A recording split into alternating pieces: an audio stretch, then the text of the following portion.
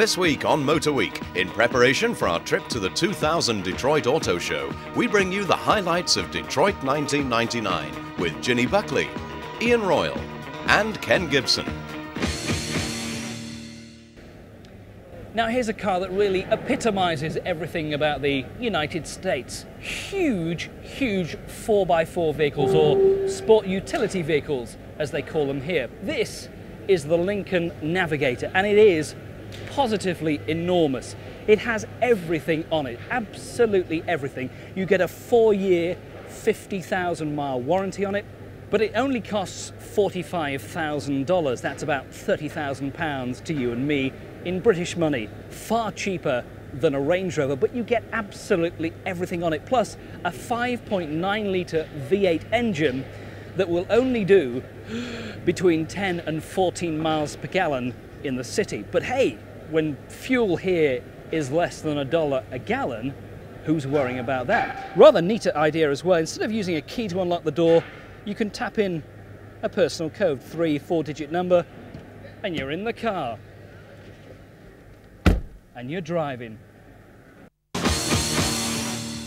Now, in a world that's packed with every conceivable class of car, BMW have decided to launch a totally new type of vehicle here at the show. This is the BMW X5, and you'll find it listed under a new category, SAV, Sports Activity Vehicle. We have leather here everywhere. We have inside leather. You can change the color, you can combine the colors. Okay. You are free, outside, inside. This is very interesting for many people. And then we have this special wood trims. How it fits together is a chance you have with the cars. In the back, wow. In the back, there is hot water for coffee or tea. And we have a picnic, very exclusive one, the same color trim. Those are little things you have to combine. You have to think about and then fit together, and you have a car that looks different. This blend of luxury, executive saloon and off-road vehicle comes packed with the kinds of refinement, quality and performance that you expect and you always get in a BMW. And I suppose it should come as no surprise that this rather unusual BM was designed by Chris Bangle, the creator of the Z3 and the M Coupe. Well, this is a kind of a new thing for us. It's really a new thing in itself. People were used to SUVs, sport utility vehicles. But we asked ourselves, do people really drive these things? They really like it. And it turns out that although many people appreciate the extra space, in fact you sit up a little bit higher, kind of look where you're going on the road a little bit easier, they didn't like the fact that they drive like trucks. So BMW being BMW what it is, they asked the question, how do you make one of these things really drive like a BMW? So the whole idea behind the sport activity vehicle is the activity is yours. You're an active person. You want to drive. You want to be into a car that drives like it should, but still have a little bit more lifestyle elements like more luggage space and getting in and out with more ease and that kind of stuff. So that's what we call it this. Best we can do as a name, I guess. Trust you to think of something new. Now you have designed some of the most enjoyable cars I can think of, the Z3, the M Coupe, they are just great cars. Is the X5 a car to have fun in? Is it going to be an enjoyable car as well? Well, it's definitely a car to have fun. This car drives so cool. Yeah? It's a lot of fun. Yeah. Now, we have a really talented design team that's very international, and they put all their talents into this, like all the other cars, and I think this one really shows. It really is kind of the best of the breed. Okay, it's a crossover vehicle, but I know you probably won't like me calling it that, but it is a blend of executive saloon with 4x4. How have you managed to do that? How have you managed to make it this car that people can go off-road in, but can also, go down the motorway on a very long journey in? How have you combined that? There's some of the physical aspects of the car. It has the best aerodynamics in its class by a long shot. So that means you can drive it really well. It has this long wheelbase. It rides well on the road, but it sits up high, which means, you got snow and stuff like that on the road. You can go over it without a problem. The really rugged areas on the car down a little bit lower, muscles in the flanks. This is new for us. Usually we have these very tight wheel lips. This is a bit more bullig is the word in German. We put protection areas on it, down in the rockers, around the tailpipe, around the front lights, like chin guards on a hockey mask, right? Because that's where the rugged action is happening. But the passengers, for instance, they're framed in a very nice, elegant greenhouse, real speedy, real sleek. The whole upper has this sense of moving dynamic. Like this part just travels smooth, and the lower part is doing all the real hard stuff. Sounds like an exciting ride to me. Yeah, it's fun. Inside, it really is. You could be in an executive 5 Series. You're cushioned and cosseted fitted in there as well. And BMWs are not cars that you normally go and get really dirty in, are they? Is this a car you can go out and get dirty in and go off-roading? Can you really do all those things in it? Well, you know, the real goal for off-roading is another part of our company. That's why we have Land Rover. Land Rover is the ones where you're going to take on planet Earth. Yeah. That's what you're doing. I mean, that's a classic, right? You know, Camel Trophy type stuff.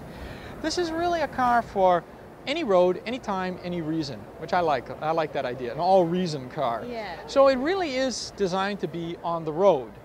Now, that's another aspect about the sport utility vehicle phenomenon, is that 95% of the time nobody drove these things off-road. Sure. So for those people who are really dedicated, we have Land Rovers, and they're great. But it's these people are more the cars. Now, you asked about getting dirty and things like that. Okay, all BMWs, you wash them, you get them dirty. Okay, that happens like any time. But maybe this car, the whole environment about it is one that you don't mind being in a larger car. You don't mind sitting up, commanding over the road from there. And of course, we try and take care that, you know, we have rockers and things like that, so the dirt doesn't come into where you are. That was one thing that I was going to ask you, was obviously Land Rover have got this huge heritage, and is there some kind of, do you talk to Land Rover? Are you sort of letting them know what you're doing? And you know, obviously Land Rover are very important and you don't want to tread on their toes, and they make great off-road vehicles. And did you really have that in mind all the time when you were designing this car? Oh sure, sure. Do the two design departments talk about how each other's, you know, how the developments of each other's products are going? Oh, that's really key, yeah. Jeff Vupex runs a great design team there up at Rover with the Land Rover guys too, and oh, we're always in contact, but not the kind where we want to mix and become one thing. Sure. It's much more the kind, let's be careful that we carve out the different territories. So for instance, the sense of overly rugged, is overly truckiness, that of course we leave to the Land Rover guys. A certain sense of on-road, just super capability. This car was developed on the Nürburgring racetrack, and everybody knows that you're going to do racing, you do it there.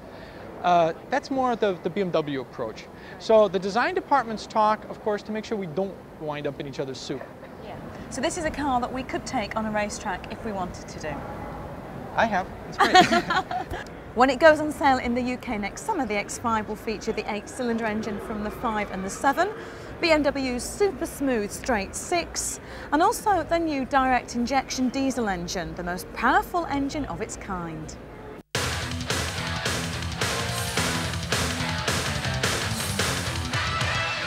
Now, in the UK, Ford have been very big on their new edge design styling. They've brought us cars like the Puma, the Cougar, and the Car. But here in the States, things seem to have gone a little awry as far as new edge design styling goes. Anyway, that's for sure, because we found the new Ford Thunderbird, which is due out in a couple of years' time. And this certainly is not new edge design styling. It's very retro, or as they call it in the automotive industry here, heritage design. Now, the Thunderbird evokes fabulous memories of the 1950s for the American people. Wonderful Thunderbird cars built between 1955 and 1957. And Ford sent out people to buy cars up from the 50s, bring them back to their headquarters here in Detroit, and then sent designers out to wash those old cars by hand for them to get the feel of how the cars went and the surfaces involved, so they could come up with this wonderful new Thunderbird for the new millennium. This is not so much about the future, this is really about the past. If you look back into the history of the Thunderbird, which really goes back to the October of 1954, there is a lot of emotion wrapped up in this country around this vehicle, particularly the nameplate. And although the nameplate has had good and bad cars surrounding it over that 50-year history, people's hearts are really back in 54 through 57 models. What you see behind me is really a vehicle that captures the essence of that, we think, in a thoroughly modern way. So there are no thoughts of trying to incorporate new edge design into this sort of Thunderbird car? No, absolutely not. The Thunderbird nameplate is really something that can stand on its own. Certainly this vehicle will be shown and sold at Ford dealerships, but the Thunderbird badge is something that everyone in the United States understands and loves. And it is definitely going to go into production in its present shape? I'll tell you this much. We have not made an announcement at this point that the vehicle will be produced, but the vehicle that you do see here is 100% feasible. And what about for the UK? Do you think we'll see it in Britain at some stage, right-hand drive form?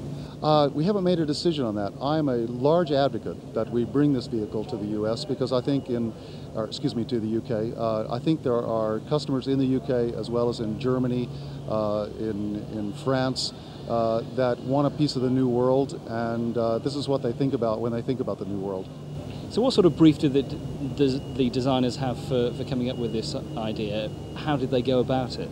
Well, I would tell you at first it was probably a redesign of the Thunderbird, but redesign is probably the wrong choice of words. We really acted as curators of the heritage of the original vehicles, so that when we go back and look at the 56, 57, and 61 and 62 models, those are the classic vehicles that really inspired us to try to reinterpret this new car in a much more graphic way. Is it true that you sent out your designers washing old Thunderbird cars to get the shape and feel absolutely perfect? Only to familiarize themselves with the original vehicles. I think particularly for younger designers that didn't grow up as I did with their dads owning a vehicle like this, that's very important, and certainly that's one way to get it done. Now, you don't like the term retro styling, do you? I don't mind the term retro styling. I just wouldn't call this car retro. I'd call it at least modern heritage. We're picking up the essence of the original vehicle without actually putting old-fashioned cues, which is what I really think retro is, onto the vehicle.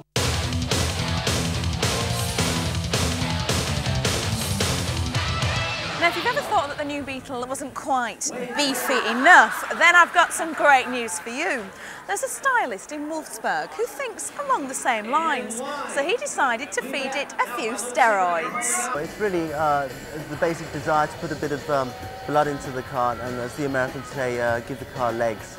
Because the present Beetle at the moment, it's a lovely car, but it's really got a sort of shopping car image, and it's not the type of car which would really inspire somebody to, you know, have fun driving and that Get sort of out thing. there And and get go out for there it, and really go for it, and really, you know, enjoy the art of driving, as it were. And this is what we want to instill in the car. Yeah, so you're given quite a free hand with this, because it's very crazy what you've created. It's quite over the top. Yeah. You're obviously given quite a lot of free rein just to let your imagination run wild. Oh, absolutely, yeah. I mean, basically, it was right from the beginning. It wasn't really a proper project, and that's why we had the freedom, because at the beginning it was a kind of a sideline project, and said, well, you know, what if? And suddenly it took off, and our big boss said, yeah, let's go for it, and here we are. It must be exciting to work for a company that lets you be so free with your ideas, and there aren't many around that do that. Oh yeah, definitely. I mean, obviously it depends from project to project, but yeah, we do get the occasion to do that, and it's great fun to do it, and this is when we say, you know, it's great to be a car designer. Well, the exterior styling that you're responsible for certainly makes, you know, an impact. People can't get their hands off it, they're all over it. What about under the bonnet? Is there going to be some real meat under there as well to back it all up? Definitely. I mean, the car or the concept wouldn't really have any validity if it didn't have the power to go with it. And they're talking about, if you look under the engine, it's got VR6, and they're talking about either the VR6 or the VR6 bi-turbo, between 200 and 350 horsepower. Very meaty, lovely. Yeah. So what are the chances of this becoming a production reality? What do you think? I think very good, actually, because although we paid scant attention to the production ability of it, because that way we'd be able to get the freedom to do what we wanted. At the end of the day, we found that there was very little to stop us actually putting it into production, and our big boss Pete said, you know, could well be a good possibility, which makes us all happy. I think the reaction here has said it all, really. It looks amazing. It'd be great to see them on the roads. Thanks for talking to us. No problem. Beefy Beetle's real name is actually the RSI Beetle. Could stand for Riaz Shirazi, the guy who styled this wonderful thing, but more likely repetitive strain injury, because that's what you're going to get constantly dialing Volkswagen, finding out when it's going to go on sale. Now here's an interesting thing that we found out here in the States on Jaguar cars. It's the famous flying logo, flying mascot that we know and love, and we see so very rarely on cars back in the UK. Why is that? Because it's banned in the UK and Europe. It's deemed a safety hazard. If you're going to get hit by a car, you're going to get hit by a car. Surely that's not going to make very much difference. But amazingly, out here in the States, where there are more and more safety laws in prevalence, here you actually get it as standard. It's a little thing, but it adds a bit of je ne sais quoi. And finally, one piece of Jaguar trivia. Did you know that the famous flying Mascot was actually never liked by Jaguar founder William Lyons? He would never have it on cars whilst he was in charge until BL took Jaguar over in the mid-70s, and it became standard until European safety laws came in and they ditched it again. Bit of useless information from Detroit. Still to come after the break, Ian ventures out into the snow to drive the new Grand Cherokee, whilst we stay inside and look at more of the best of the show.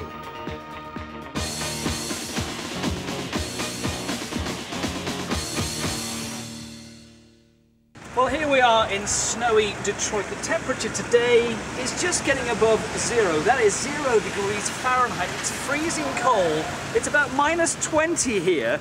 It's snowing. Everybody is over there in the Cobo Center, where the 1999 International Auto Show is. We're out here in the snow. We're going to do some driving, though. In this weather, in this traffic, we're going to drive the new Jeep Grand Cherokee.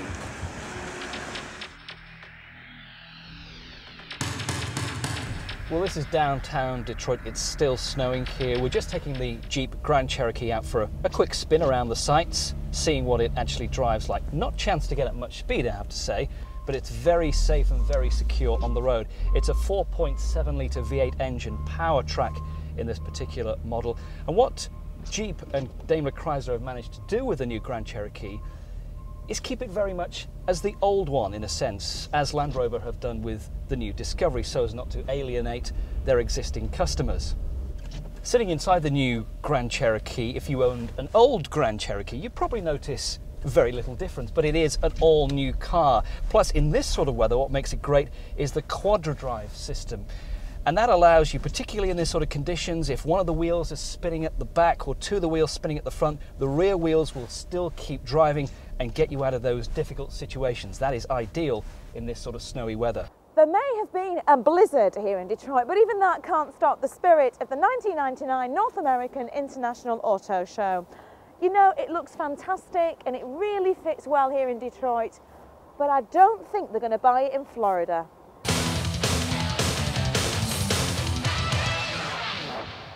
All aboard, folks, for the Santa Fe Express. This is Korean car giant Hyundai taking its first step of hitting the trail on the 4x4 market. And as you can see from the look of it, they've made a pretty good job of it. Hyundai have shown with the Hyundai Coupe that when it comes to design, they're beginning to be a match for anybody. And this is another very good example of them hitting it on the nail first time. The Santa Fe will go on sale in the UK in the spring of the year 2000. Don't expect it to be called Santa Fe. They say they'll be getting another name. Pity really, I quite like the old Wild West sound. With the value for money emphasis Hyundai always have, expect it to be very competitively priced, around $16,000, which will make it more than competitive against the likes of Freelander, Honda CR-V. Yeah, we may not be market leaders in terms of technology, or we may not be cutting through new areas of science, but what we are doing is giving them sophisticated products at very, very good value prices. The Santa Fe again shows with the design that you are learning very quickly when it comes to producing models that are not only good in Korea but Europe and, as this shows, in America. Can we expect some more designs and breakthroughs into other areas of the market shortly? Oh, absolutely, Ken. I mean, I think as the Hyundai Coupe showed everybody over the last 2 years, we may be coming later to some of these market sectors, but we can certainly do a damn good job when we get there.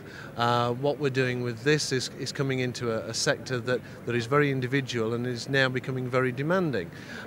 Equally, during the next 12 months, you will see an MPV from Hyundai. And that, again, will have learned from the mistakes of the past. It'll give people good flexibility, it'll give them good space, good economy, at a good price. And, you know, we've got other models in the pipeline. There are crossover models, hybrid models. The plan is that there will be at least 10 vehicles in the Hyundai range before 2005. And does this confirm Hyundai's fierce determination to become one of the world's top 10 players? Oh, absolutely. I think in spite of all that's happened in Korea and in Asia over the last 12 to 15 months with the economic crisis, what you've seen is that Hyundai have committed to a development program, a research and development program, a technical program, second to none in that sector. We're not diverting funds away from the important areas of developing good quality new products. The Santa Fe was actually designed by Hyundai's Californian studio, and it shows. It looks very at home in amongst the rest of the 4x4s here at the Detroit show.